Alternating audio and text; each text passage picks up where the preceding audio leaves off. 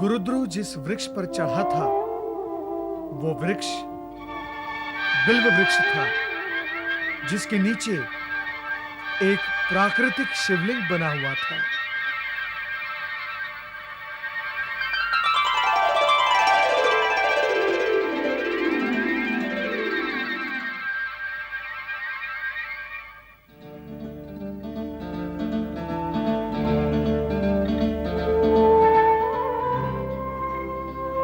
गुरुद्रु, तू इस निरीह प्राणी के प्राण क्यों हरना चाहता है? इसने तेरा आखिर क्या अनिष्ट किया है जो तू इसके प्राणों के पीछे पड़ा हुआ है?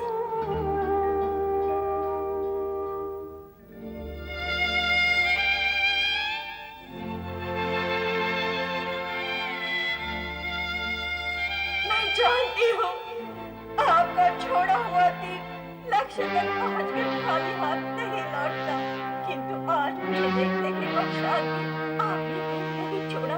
आप किसी दुविधा में हैं और मेरी मृत्यु की घड़ी टल चुकी है। मैं आपकी आभारी हूँ। मेरे पति और बच्चे आपके सदा ऋणी रहेंगे, आपके सदा ऋणी रहेंगे। नहीं नहीं, मेरे मन में कोई दुविधा नहीं है। मुझे तुम्हारा वध करना ही है। मैं आपसे विनती करती हूँ, मुझे छोड़ दीजिए, मेरे बच्चों का अनाथ मत करिए।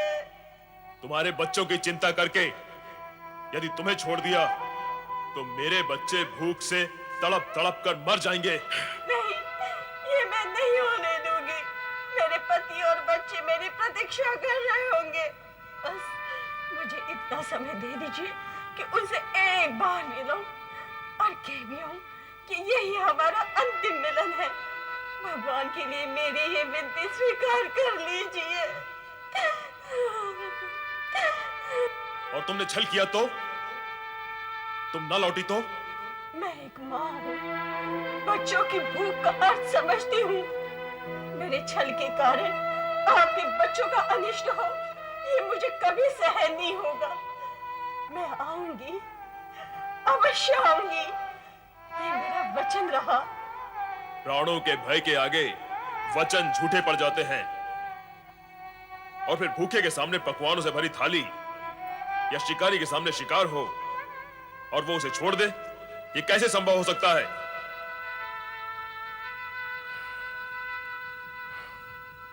समझ में नहीं आता कि मैं क्या करूं। तुम रो रही हो? नहीं, मुझे तुम पर दया आ रही है।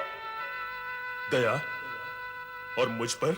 हाँ, क्योंकि मैं तुम्हें तुम्हारे धर्म से विमुख कर रही हूँ। यदि घोड़ा घास पर दया करेगा तो खाएगा क्या?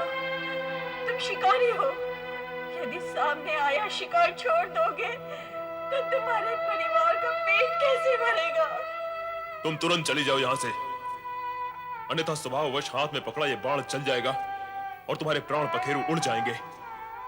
उस दशा में तुम्हारे परिवार वाले, तुम चली जाओ यहां से। आपने अपना कर्तव्य पूरा किया, अब मैं भी करूंगी। घर में सबसे मिलने के उपरांत यही आकर तुम्हारे सामने खड़ी हो जाऊंगी। तब तुम मेरे प्राण हर लेना। तुम्हें मुझ पर भरोसा नहीं? तुझ पर भरोसा है या नहीं, मुझे तो अब स्वयं पर भी विश्वास नहीं रहा। तुम कुछ सोच रहे हो? नहीं नहीं, तुम शीघ्र जाओ और जल्दी लौटकर आना। मैं तुम्हारी यहीं प्रतीक्षा करूंगा। धन्यवाद शिकारी जी, धन्यवाद।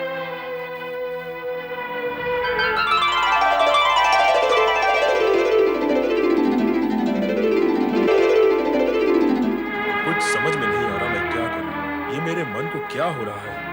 दया, ममता, करुणा, मैंने तो इन भावों को पहले कभी नहीं जाना, कभी नहीं समझा। मुझे अपने आप को संभालना होगा। शिकार करना मेरा कर्म है, मेरा धर्म है। मैं उसे नहीं छोड़ सकता।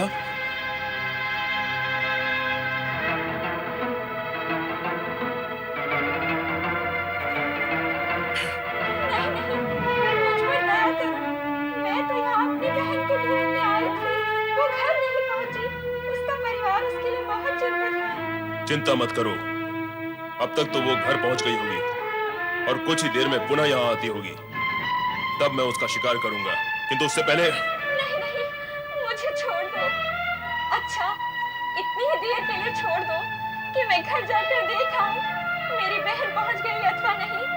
मैं वचन देती हूँ कुछ ही देर में मैं स्वयं तुम्हारा बाण खाकर प्राण त्यागने के लिए तैयार होकर आऊंगी।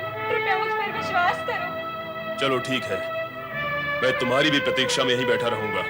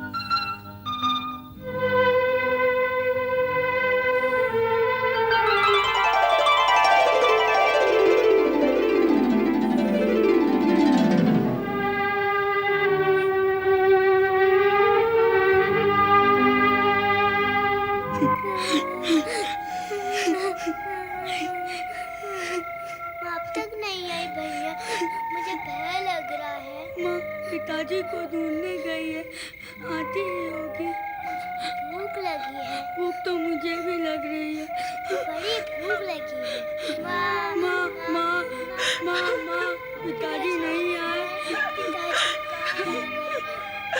बेटा पूरा वन छान मारा, उनका पता कहीं नहीं लगा। मुझे तो शंका है कि कहीं तुम्हारे पिताजी किसी शेर, चीते या भालू का शिकार न बन चुके हो। नहीं माँ, नहीं ऐसा नहीं। मुझे सद्बुद्धि दो भगवान, मुझ पर दया करो, मेरा कल्याण करो प्रभु, मेरा कल्याण करो भोलेनाथ।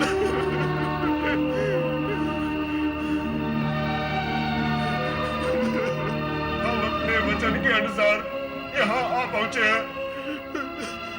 अब तुम अपना बाण उठाओ और अपने कर्म का पालन करो। ऐसे क्या देख रहे हो? बाण चढ़ाओ, चढ़ाओ बाण। विलंब मत करो, तुम्हारे बच्चे और पत्नी भूख से बिलख रहे होंगे। भूख से भी बढ़कर तुम्हारे घर ना लौटने के कारण आशंकित भी होंगे। तुम अपना काम समाप्त करो और जल्द ही घर लौट जाओ। नहीं नहीं, मैं तुम्हें नहीं मारूंगा। मुझे अपने परिवार का भूखा मरना स्वीकार है, किंतु तुम निर्दोषों की हत्या करना नहीं। कदापि नहीं, कदापि नहीं।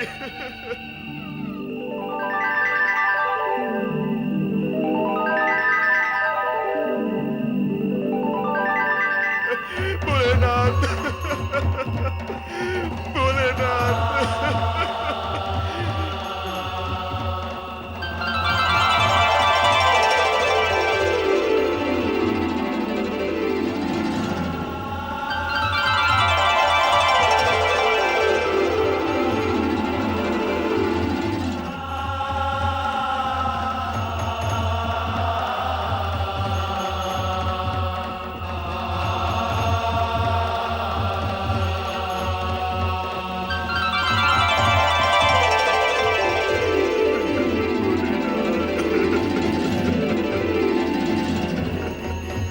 उठो वत्स, गुरुद्रुव, उठो।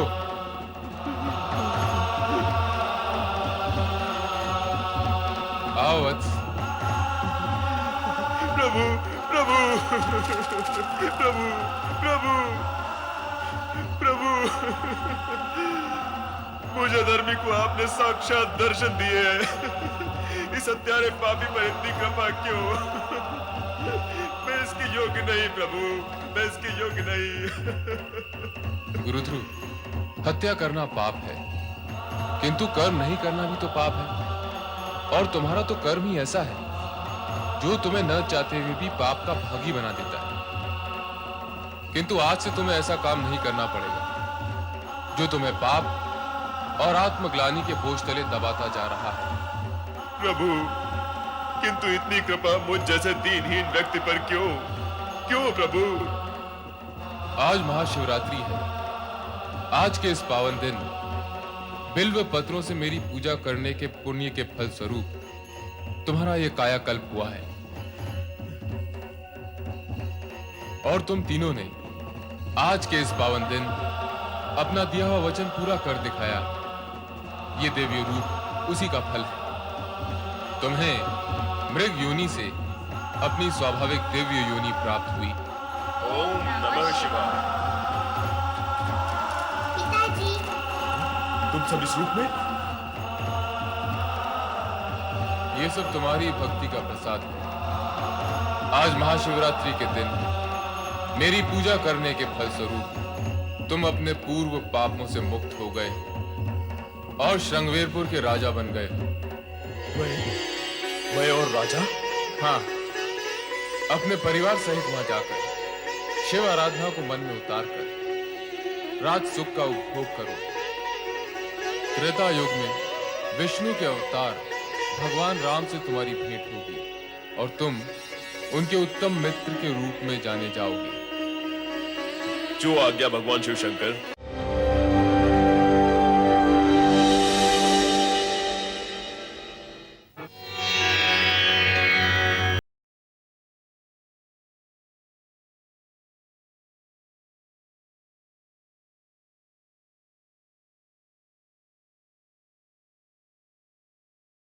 ओम नमः शिवाय।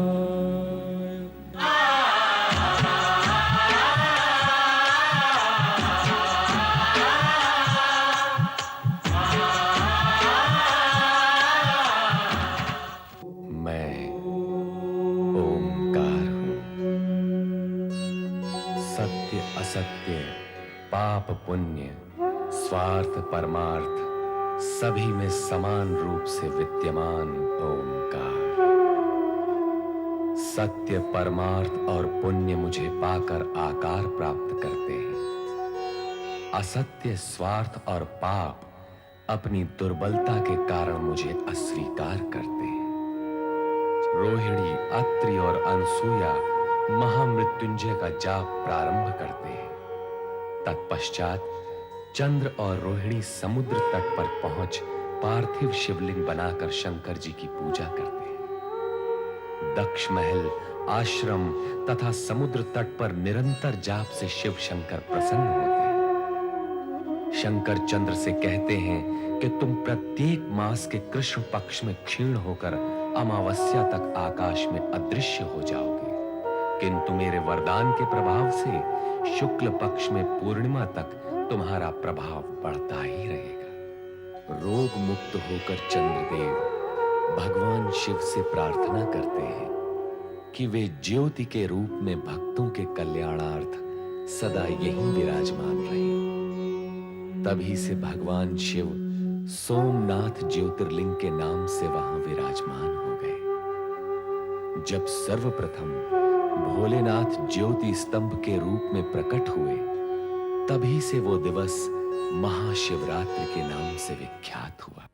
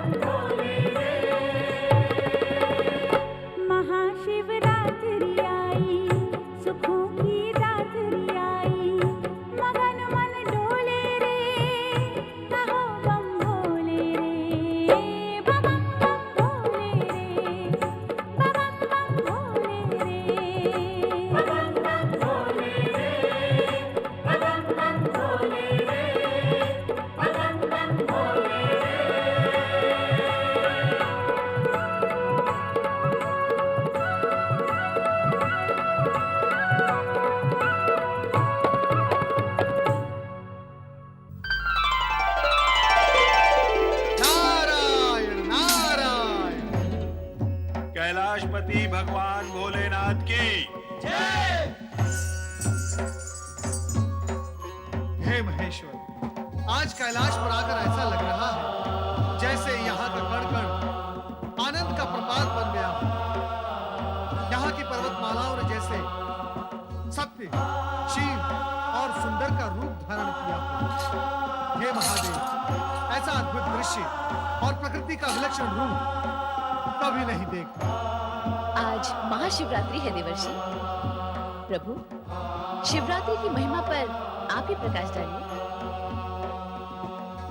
सर्वप्रथम जब मैं ज्योतिर्मय स्तंभ रूप में प्रकट हुआ था, वो मार्गशीर्ष मास में आद नक्षत्र से युक्त प्रतिपदा का समय था। सर्वप्रथम विष्णु और ब्रह्मा ने मेरे दर्शन किए थे और तभी से यह दिन महाशिवरात्रि के नाम से विख्यात है। हे महेश्वर, इस शुभ दिन का महत्व बताने की कृपा करें। भक्तजन इस रात्रि को शिव कृपा पाने की इच्छा से हमारा पूजन करते हैं, किंतु ये इच्छा पूर्ण होना इतना सरल नहीं। क्यों प्रभु? जब तक हृदय में अज्ञान और अधर्म का साम्राज्य चलता रहेगा, ना तो शिव तत्वों का प्रकाश होगा, ना ही मन का अंधकार मिटेगा। स्वामी, ये शिव तत्व क्या है और इसकी महिमा क्या है? नारद, तुम तो शिव और विष्णु दोनों के ही परम भक्त हो। सती की इस जिज्ञासा का निवारण तो तुम ही कर सकते हो। अवश्य करूंगा महादेव, किंतु इस समय मेरा मन गुरुद्रोह की व्यथा से व्याकुल है। गुरुद्रोह? ये कौन है देवर्षि? एक आदिवासी भील। अभी अभी अपनी आंखों से उसकी व्यथा देखकर आ रहा हूं। किंतु ये गुरुद्रोह है कौन और इसकी व्यथा क्या है? कृपा करके मुझे भी बताइए ना देवर्षि। हे महेश्वर, इससे पूर्व कि मैं देवी सती को उस भील के संदर्भ में कुछ बताऊं, कृपया कर आप मुझे ये बताएं कि जो कुछ उस भील के साथ हो रहा है, ये सब कहीं आप ही की तो लीला नहीं? नारायण नारायण। परम ब्रह्म तत्व को जानने वाला ऐसा प्रश्न नहीं करता नारद। तुम सती की जिज्ञासा का निवारण करो। माता, गुरुद्रोह एक आदिवासी भील है जो अरण्यों में रहकर पशु पक्षियों का शिकार करके अपने कुटुंब का पेट भरता है। आज मैंने अरण्य में क्या देखा कि गुरुद्रोह एक हिरनी पर अपना लक्ष्य साध के उसके पीछे पीछे भाग रहा था। हिरनी की भागने की गति इतनी तीव्र थी कि बहुत प्रयास करने पर भी गुरुद्रोह का लक्ष्य हिरनी पर नहीं लग रहा था। देखते ही देखते हिरनी अदृश्य हो गई और गुरुद्रोह हताश और निराश हो गए।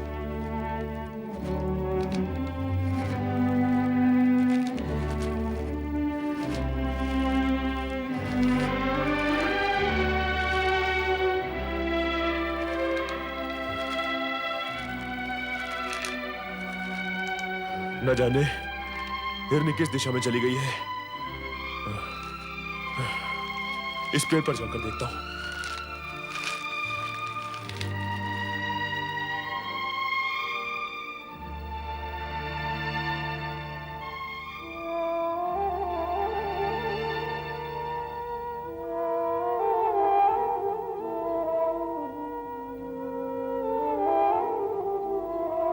गुरुद्रोह जिस वृक्ष पर चढ़ा था, वो वृक्ष बिल्व वृक्ष था, जिसके नीचे एक प्राकृतिक शिवलिंग बना हुआ था।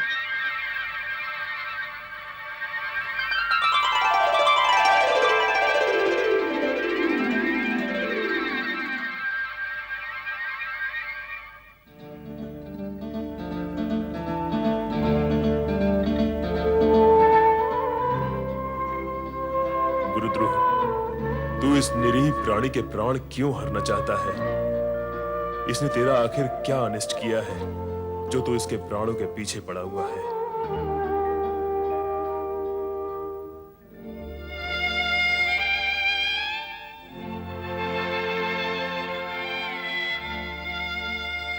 मैं जानती हूँ आपका छोड़ा हुआ तीर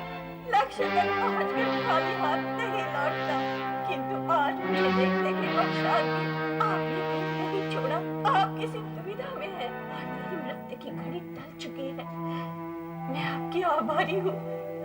मेरे पति और बच्चे आपके सदा ऋणी रहेंगे, आपके सदा ऋणी रहेंगे। नहीं नहीं, मेरे मन में कोई दुविधा नहीं है। मुझे तुम्हारा वध करना ही है। मैं आपसे विनती करती हूँ, मुझे छोड़ दीजिए, मेरे बच्चों को अनाथ मत करिए। तुम्हारे बच्चों की चिंता करके यदि तुम्हें छोड़ दिया तो मेरे बच्चे भूख से तड़प तड़प कर मर जाएंगे। नहीं, ये मैं नहीं होने दूंगी। मेरे पति और बच्चे मेरी प्रतीक्षा कर रहे होंगे। बस मुझे इतना समय दे दीजिए कि उनसे एक बार मिलूं और कह भी आऊं कि यही हमारा अंतिम मिलन है। भगवान के लिए मेरी ये विनती स्वीकार कर लीजिए। और तुमने छल किया तो? तुम न लौटी तो? मैं एक माँ हूँ, बच्चों की भूख का अर्थ समझती हूँ। मेरे छल के कारण आपके बच्चों का अनिष्ट हो, ये मुझे कभी सहन नहीं होगा। मैं आऊंगी, अवश्य आऊंगी, ये मेरा वचन रहा। प्राणों के भय के आगे वचन झूठे पड़ जाते हैं। और फिर भूखे के सामने पकवानों से भरी थाली या शिकारी के सामने शिकार हो और वो उसे छोड़ दे, ये कैसे संभव हो सकता है?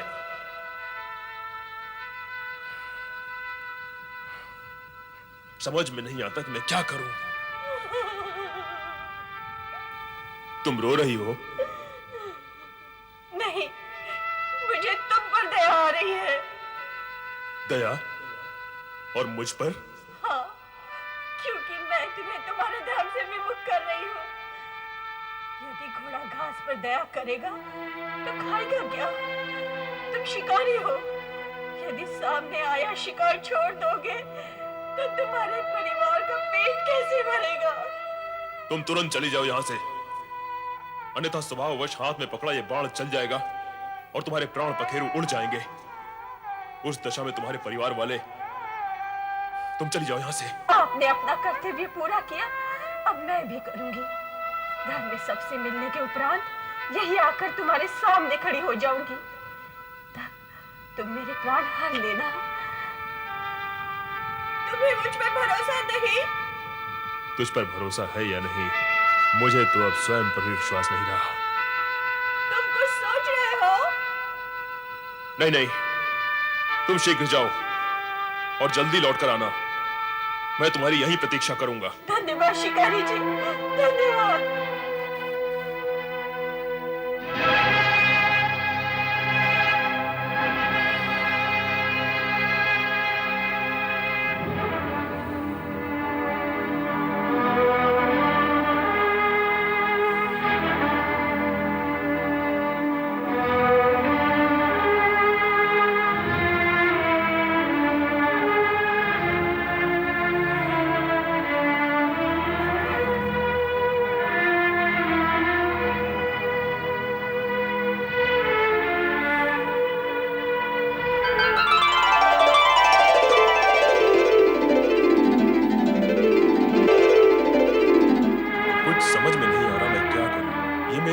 क्या हो रहा है? दया, ममता, करुणा, मैंने तो इन भावों को पहले कभी नहीं जाना, कभी नहीं समझा। मुझे अपने आप को संभालना होगा। शिकार करना मेरा कर्म है, मेरा धर्म है, मैं उसे नहीं छोड़ सकता।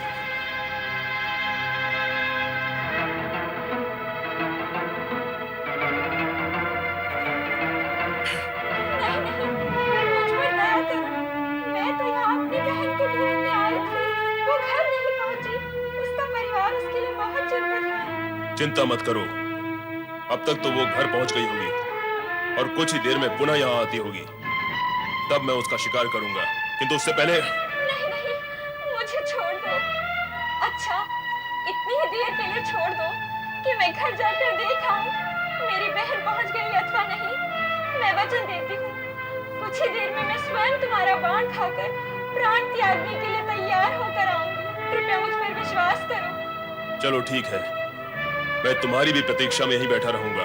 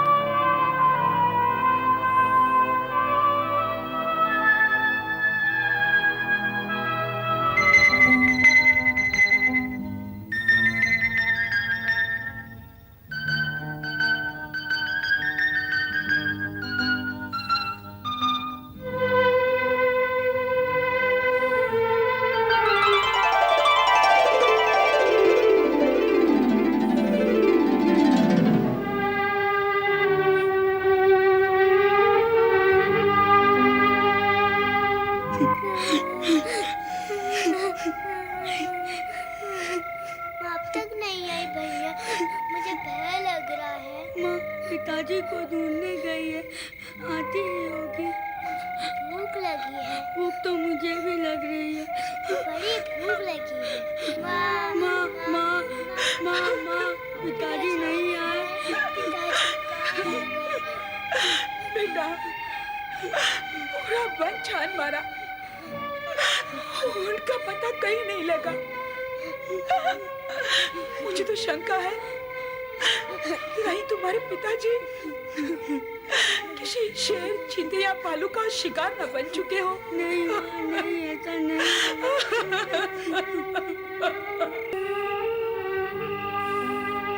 लगता है वे दोनों नहीं आएंगी। मुझे मूर्ख बना के चली गई। अब प्रतीक्षा से कोई लाभ नहीं।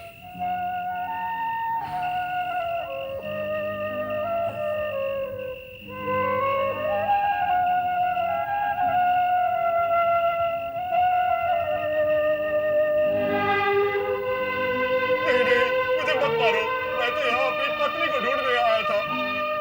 सच कहो, क्या तुमने उसका वध कर दिया? नहीं, वो मुझसे कह कर गई थी कि तुम लोगों से मिलकर लौटेगी, किंतु लौट कर आई नहीं। लगता है अपने वचन से फिर गई है। मैंने सारा दिन उसकी प्रतीक्षा में गंवाया है।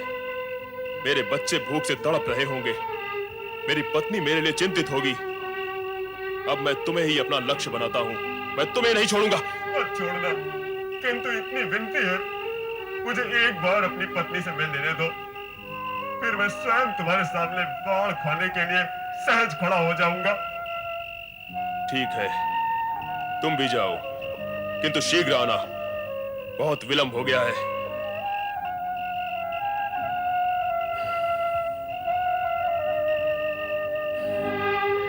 अब और प्रतीक्षा नहीं की जाती मुझसे।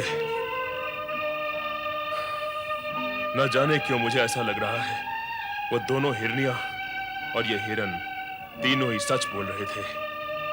तीनों ही अपने वचन के पक्के हैं। वे आएंगे और अवश्य आएंगे। माना वो तीनों ही वचन के पक्के हैं, किंतु तेरा मन, क्या तेरा मन भी उतना ही पक्का है कि तू उन तीनों पर अपने बाण चला सके? क्यों नहीं?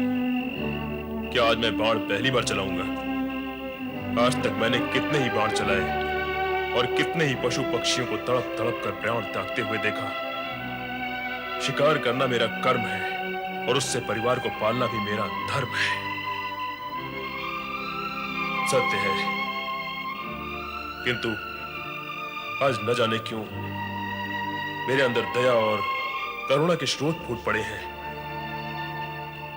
वाह, अगर दया और करुणा के स्रोत इस तरह फूटते रहे, फिर तो तुम अपने परिवार का भरण पोषण कर चुके।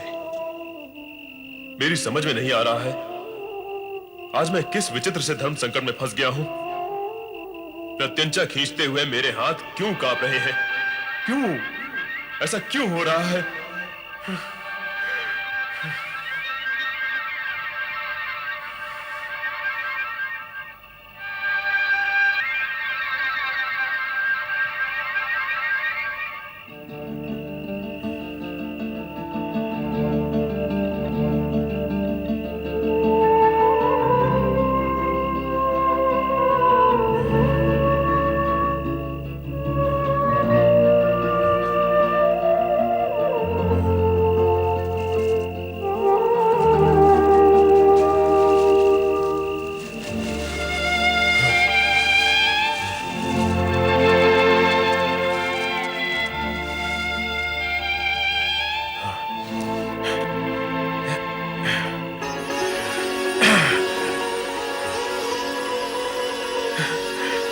प्रभु, आप, प्रभु,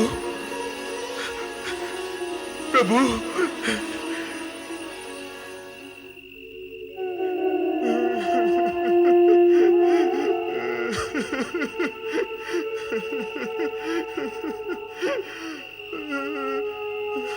मैं क्या करूं भगवान, मैं क्या करूं?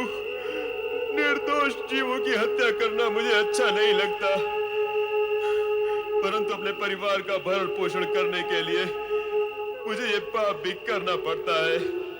अब आप ही बताइए प्रभु, मैं क्या करूं? यदि एक और जीव की हत्या पाप है, तो दूसरी ओर जीवों को भूखा रखकर उन्हें मृत्यु की ओर ढकेलना भी तो पाप ही है। मैं कौन सा पाप करूं, या कोई भी पाप ना करूं तो क्या करूं? मेरा मार्गदर्शन करिए भोलेनाथ, मेरा मार्गदर्शन करिए। मुझ पापी का कल्याण कीजिए प्रभु। वो भील आंसू बहा बहा कर आपको पुकार रहा है, आपकी सहायता मांग रहा है। उसकी व्यथा का अंत कीजिए महादेव, उसका मार्गदर्शन कीजिए।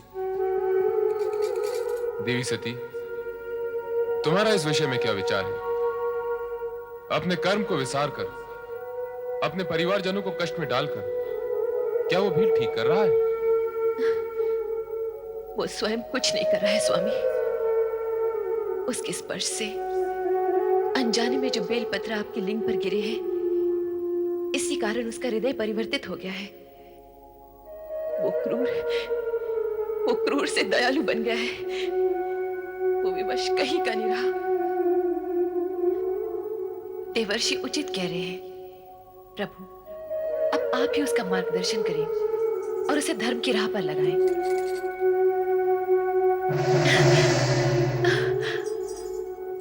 माता, प्रभु ने मेरी विनती सुन ली, मेरी प्रार्थना सार्थक हुई। अब उस भील का उद्धार अवश्य हो जाएगा। नारायण नारायण नारायण। मुझे सद्बुद्धि दो भगवान, मुझ पर दया करो, मेरा कल्याण करो प्रभु, मेरा कल्याण करो भोलेनाथ।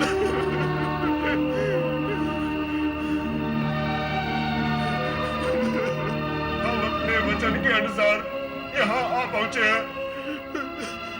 अब तुम अपना बाण उठाओ और अपने कर्म का पालन करो। ऐसे क्या देख रहे हो? बाण चढ़ाओ, चढ़ाओ बाण। विलंब मत करो, तुम्हारे बच्चे और पत्नी भूख से बिलख रहे होंगे। भूख से भी बढ़कर तुम्हारे घर ना लौटने के कारण आशंकित भी होंगे। तुम अपना काम समाप्त करो और जल्द ही घर लौट जाओ। नहीं नहीं, मैं तुम्हें नहीं मारूंगा। मुझे अपने परिवार का भूखा मरना स्वीकार है, किंतु तुम निर्दोषों की हत्या करना नहीं। कदापि नहीं, कदापि नहीं।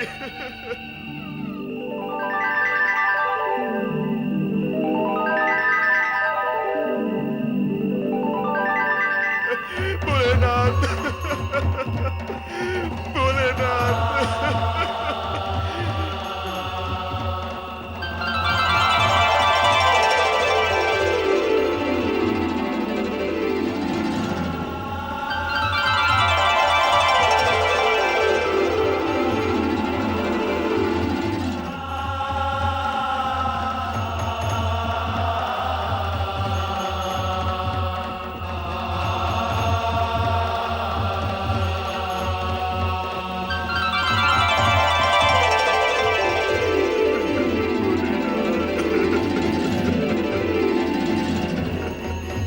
उठो वत्स। गुरुध्रुव, उठो।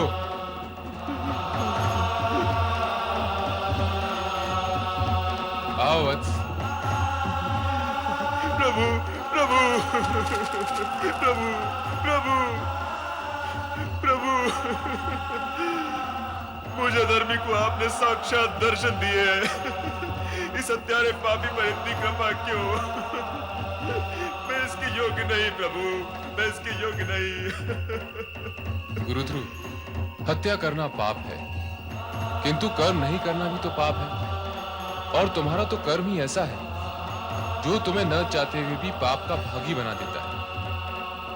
किंतु आज से तुम्हें ऐसा काम नहीं करना पड़ेगा जो तुम्हें पाप और आत्मग्लानि के बोझ तले दबाता जा रहा है। प्रभु, किंतु इतनी कृपा मुझ जैसे दीनहीन व्यक्ति पर क्यों? क्यों प्रभु? आज महाशिवरात्रि है।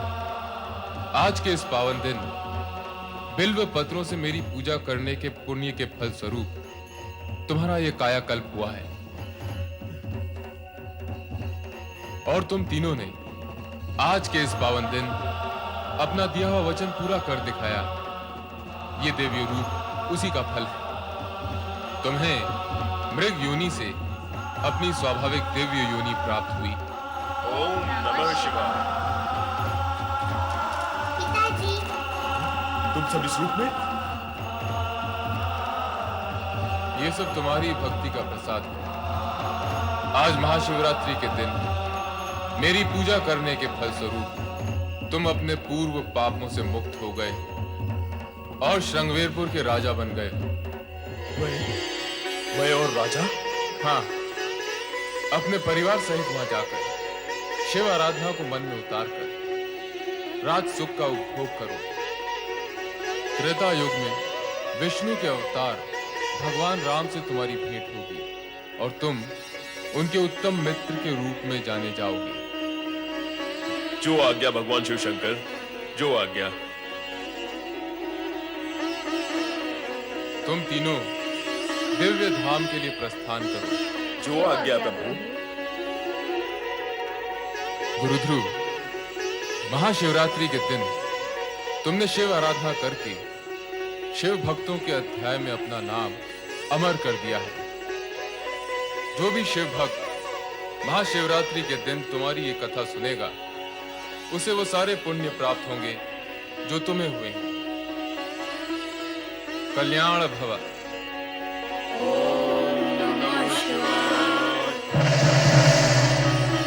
शिव कृपा से इस प्रकार गुरुद्रोह, उनकी पत्नी और दोनों बालकों ने श्रृंगवेरपुर राज्य की ओर प्रस्थान किया। ओम नमः शिवाय।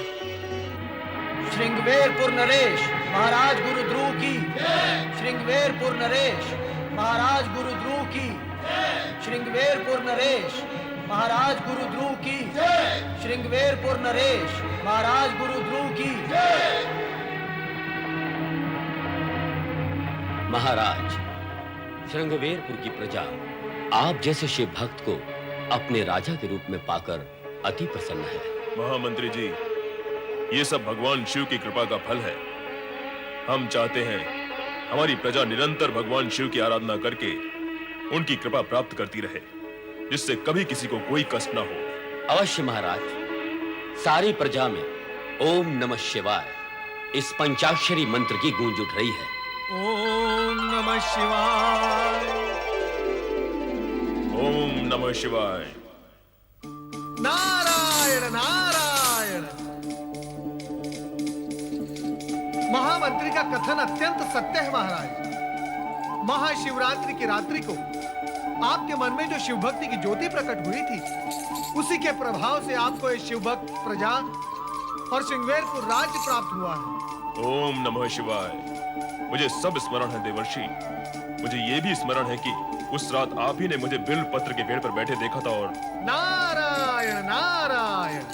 और मैं वहां से सीधा शिव सती के शरण में कैलाश पहुंच गया था। राजन, आप अत्यंत भाग्यवान हैं। महाशिवरात्रि के दिन आपके हाथों हुई शिव भक्ति और पशुवत से विरक्ति के कारण शिव भक्ति में और उसके इतिहास में आपका नाम अमर हो गया है। स्वयं शिवजी और माता सती आपकी शिव भक्ति की प्रशंसा करते हैं। ये सब आपकी कृपा है देवर्षि। मेरी नहीं राजन, भोलेनाथ की कृपा है। और जब भोलेनाथ की कृपा होती है तो असंभव भी संभव हो जाता है। राजन, मैं आपको एक रहस्य बताना चाहता हूँ। कौन सा रहस्य देवर्षि? युगों युगों तक आप श्रृंगवेरपुर पर राज करेंगे। शिव भक्ति से प्राप्त सिद्धि के कारण आपकी आयु अपरिमित होगी। आप त्रेता युग में भी जीवित रहेंगे। क्या कह रहे हैं देवर्षि? मैं त्रेता युग में भी जीवित रहूंगा? हाँ राजन, भगवान विष्णु जब त्रेता युग में राम का अवतार लेंगे, तब आप उनकी सहायता करेंगे और राम भक्त के रूप में आपका नाम अमर हो जाएगा। धन्य है देवर्षि, आप सचमुच धन्य हैं। आपने मुझ पर जो उपकार किया है, उसके लिए मैं सदा आपका ऋणी रहूंगा। नारायण नारायण। मैं तो शिवजी का छोटा सा सेवक हूँ।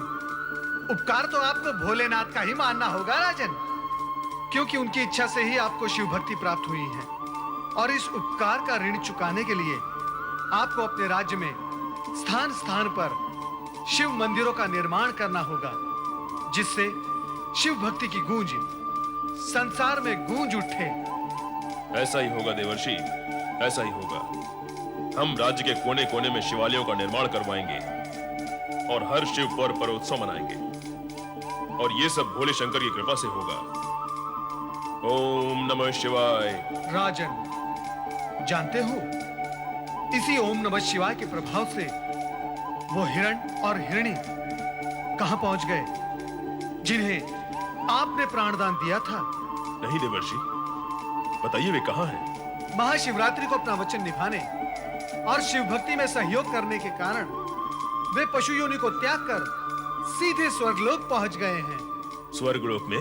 हाँ राजन, अब मैं स्वर्गलोक पहुंचकर उन्हें भी ओम नमः शिवाय की महिमा सुनाऊंगा। नारायण नारायण।